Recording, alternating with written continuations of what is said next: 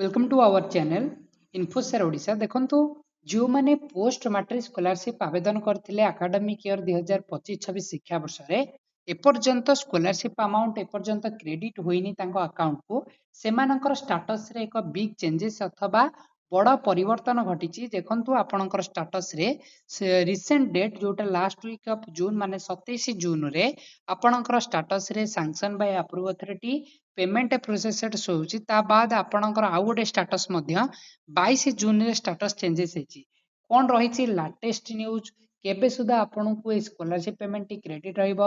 अधिकारी अर्थात district welfare officer को कहिबा अनुसार आपनकु केबे सुधा पेमेंट मिलिबो डिटेल्स रे वीडियो रे आलोचना करिबा वीडियो को शेष पर्यंत देखंतु ओके चैनल को सब्सक्राइब करिया भूलिबेनी ता सहित आम टेलीग्राम ग्रुप रे जॉइन होइजिबे जा फल स्कॉलरशिप प्रतिटी notification with proof and authenticated video आम चैनल रे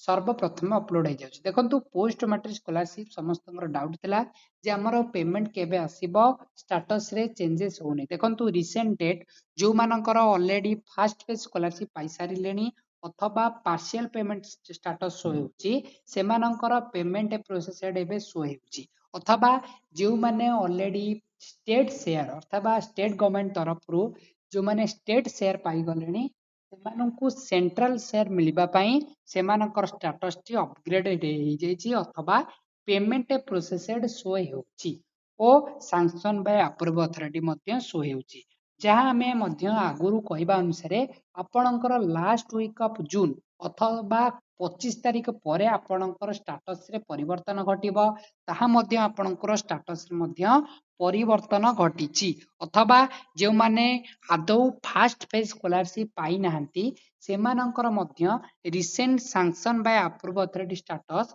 22 जून रे शो होउछि आपणकर कमेंट माध्यम रे जणांतु आपणकर स्टेटस रे एबे कोन से होउछि माने आपणकर कोन एक्शन टेकन हेछि ओके रिमार्क्स रे कोन आपणकर शो होउछि देखंतु विभागीय अधिकारी को कहबा अनुसार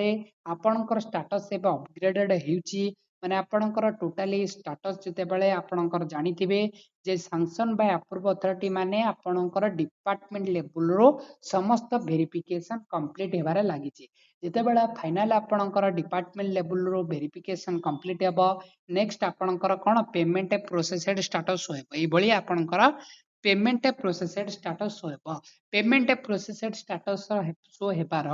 2 to 7 वर्किंग डेज रे आपणकर पेमेंट मिलिबा ओके बहुत पिलांकर डाउट थिला जे हमर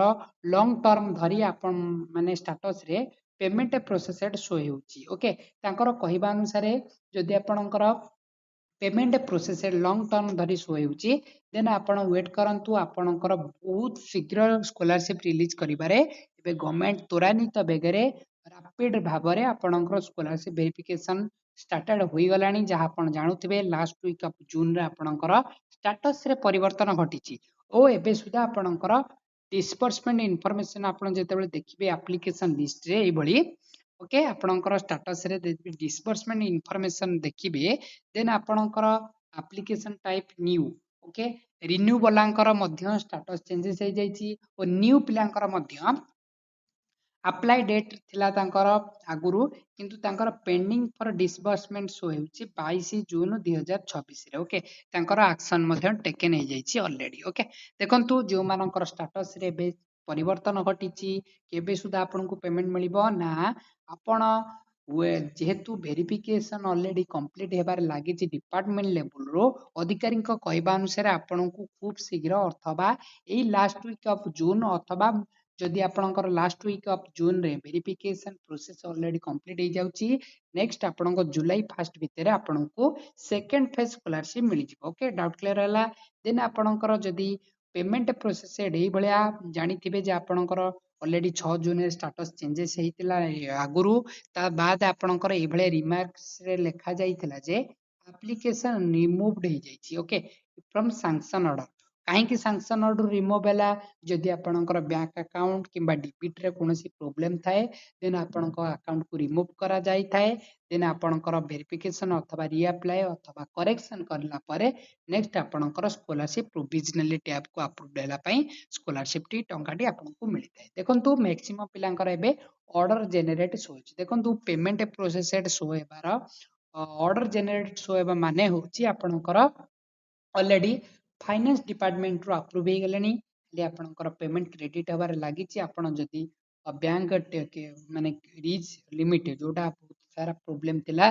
बैंक रा मेजर माइनर प्रॉब्लम किबा डीबीटी अथवा क्रेडिट लिमिट जदी आपण सेट हेतिबे ताको हटाई कि बैंक सहित जोगाजोग करंतु देन आपणकर जो मानकर payment processor order generated show हेउची देन आपनको ए पेमेंट क्रेडिट हे जिवो ओके जा आपण वेट करंतु जुलाई फर्स्ट वीक भितर आपणकर टोटाली इनफॉरमेशन जा आसुची जुलाई फर्स्ट भितर समस्त पेमेंट मिल जिवो जो मानकर सेकंड फेज आसी नै और ता बाद फर्स्ट फेज स्कॉलरशिप मध्य आपनको क्रेडिट हो जिवो सब बेले आपण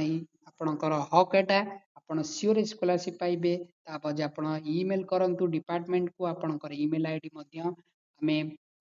डिस्क्रिप्शन ने आपको देदेबू ईमेल आईडी को ईमेल करंतु ता बाद आपण जनशुणानी पोर्टल ग्रीवेंस दियंतु जे आपणकर काईकि एपर्यंत स्कॉलरशिप डिले रोचे ओके चैनल को सब्सक्राइब करी रखंतु स्कॉलरशिप प्रतिटी इनफॉरमेशन हम चैनल रे सर्वप्रथम अपलोड हे ओके थैंक यू।